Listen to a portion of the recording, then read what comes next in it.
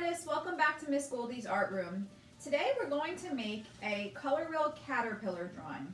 All you need for this project is a pencil and eraser, something to trace with. I like to use a Sharpie. If you don't have a Sharpie, you can use a black pen, and some coloring materials. Happy arting!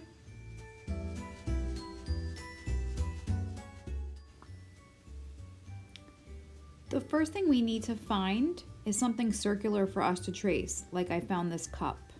Keep in mind it needs to be small enough that it's going to fit on the paper 6 times, one for each color on the color wheel.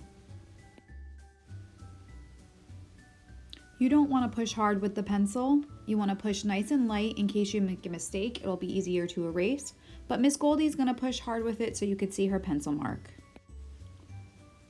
As you trace these circles, it's really important that you overlap them or place one a little bit on top of the other.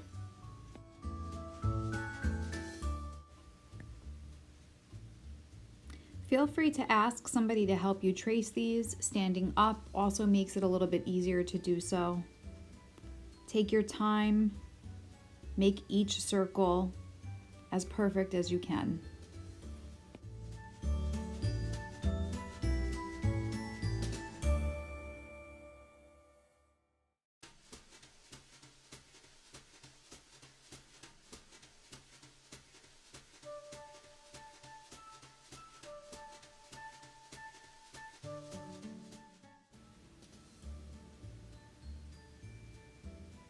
Once you're done, you should have 6 circles.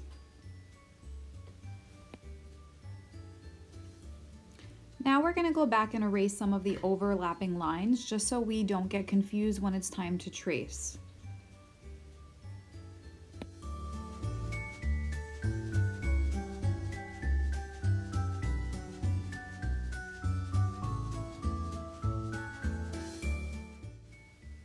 Once our paper is nice and clean, we're going to go ahead and start to draw our lines and designs inside of our circles.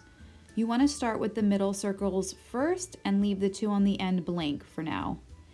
Try not to draw things too small because we're eventually going to have to trace them and color them. It might be challenging if they're teeny tiny. And try not to draw them too big. Make them a nice even size. Feel free to pause the video at any point so you can move along at your own pace.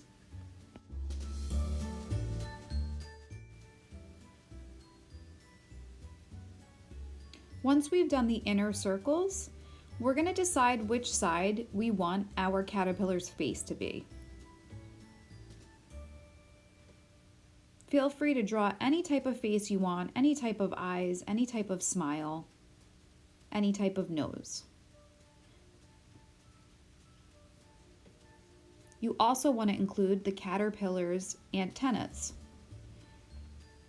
Once we've completed the face, then we can go ahead and make our last set of designs and lines in our last circle.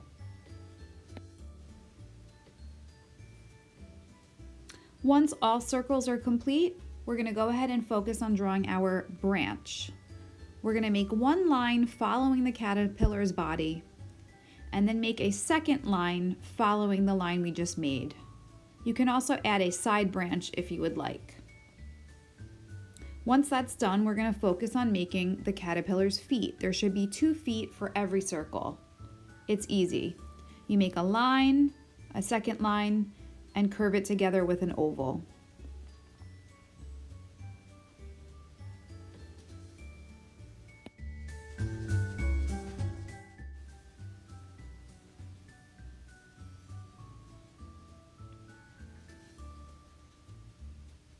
Now it's time to decide if we want this to be nighttime or daytime.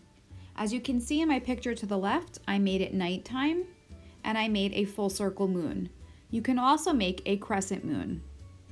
Here's a crescent, here's a circle, and you can also make it daytime. Here's a sun with some nice rays. I'm also going to include little circles for stars. Once our drawing is complete, you're going to grab either that Sharpie marker or that black pen and begin to trace everything that we drew. Miss Goldie's going to speed it up a little bit But artists, I'm encouraging you to go slow, take your time, and stay in control of your tracing material.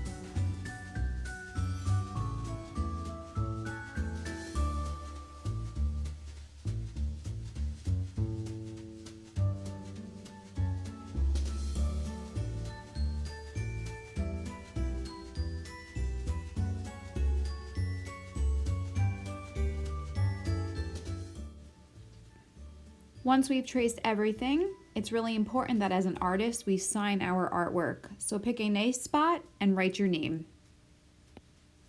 Next, we're going to erase all of our leftover pencil mark.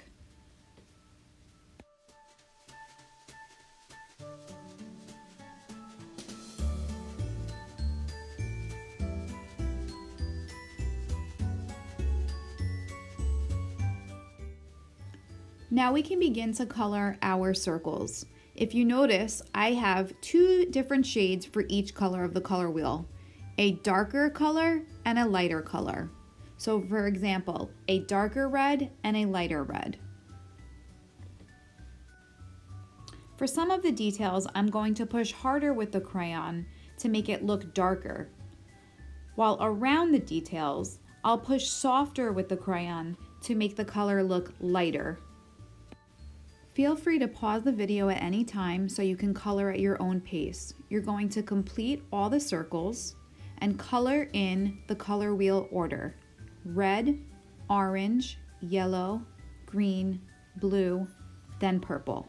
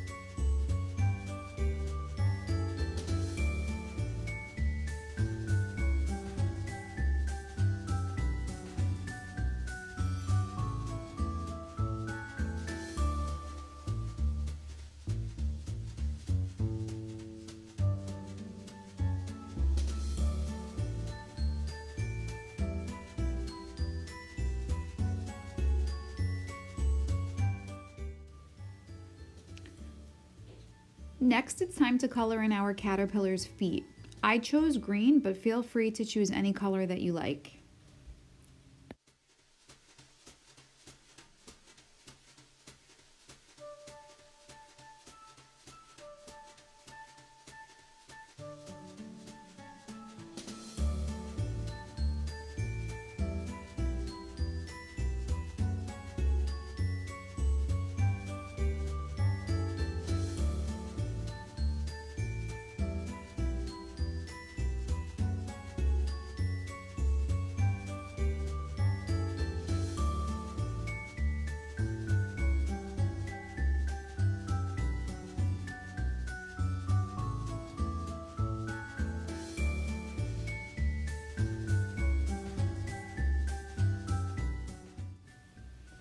After all feet are colored, it's time to color in the sun or the moon.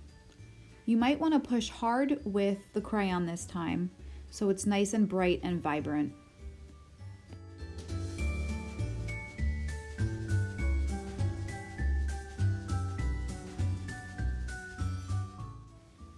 Once we're finished with our sun or moon, we're going to grab 2 shades of brown, a lighter brown and a darker brown.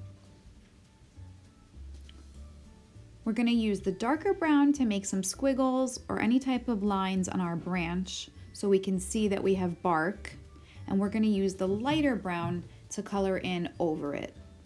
This will give our tree branch some dimension so it's not flat.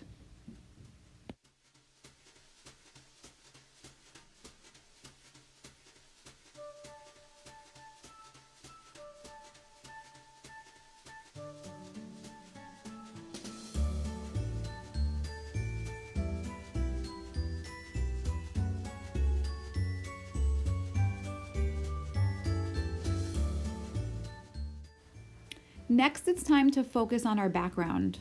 You don't want to push hard with the crayon, you want to push pretty light, just so we can fill the white space. I'm going to use this black because I made mine at nighttime, but if yours is during the day, you might want to use a nice light shade of blue.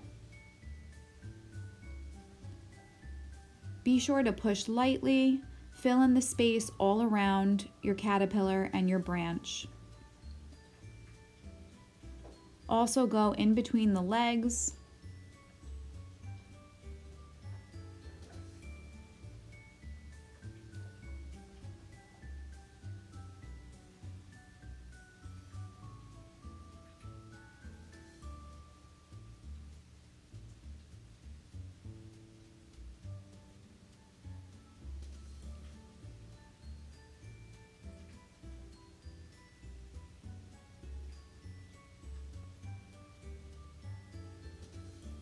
Around the caterpillar.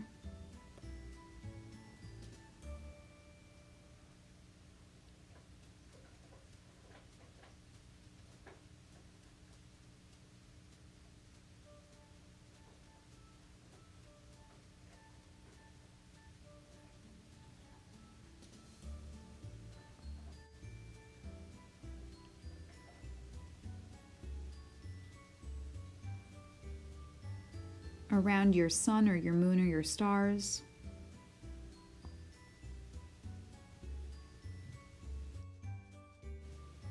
I like to grab an extra piece of scrap paper and hold it underneath the edge of my drawing, so that way I can color right up to the edge, filling in the entire space.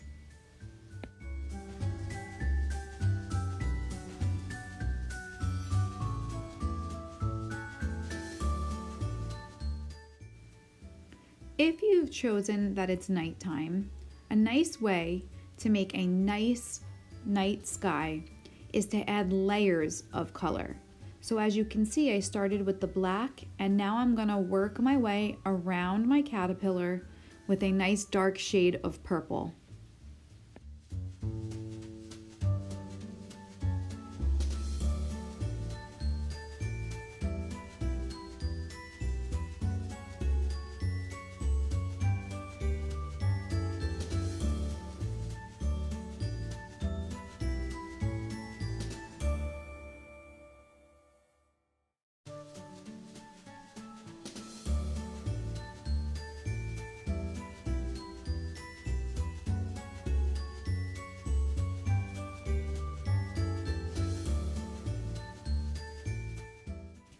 Once you're finished with the purple, grab a dark shade of blue and color another layer lightly on top of everything.